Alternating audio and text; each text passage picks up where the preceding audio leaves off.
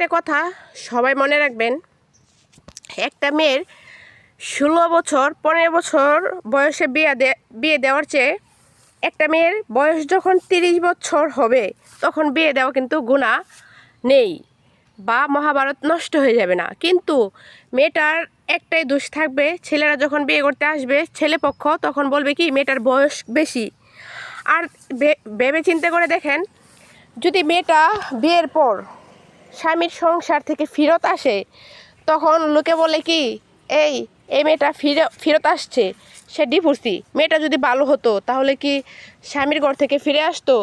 তাই ভাই আপনাদেরকে অনুরোধ করে জানাই, মেয়ে বিয়ে দেওয়ার আগে ছেলের বংশ যাচাই করবেন, ছেলের বংশ কেমন। আর ছেলে বিয়ে করানোর আগে মেয়ের বংশ যাচাই করবেন, মেয়ের বংশ কেমন। কারণ এটা যাচাই করলেই আজ সমাজে এতটুকু ডিভোর্স হতো না। একটা মেয়ে যদি ডিভোর্স হয়েও আসে তাহলে কিন্তু সে কখনো শান্তি পায় না, সে এক ঝাঁক কলঙ্কের বোঝা মাথায় নিয়ে ঘুরে সমাজে, আর সমাজের মানুষ ধিক্কার করে। তখন মেয়েটা চিৎকার করেও মানুষকে বোঝাতে পারে না, অন্যায়টা কিন্তু তার গার্জিয়ানের ছিল। ধন্যবাদ।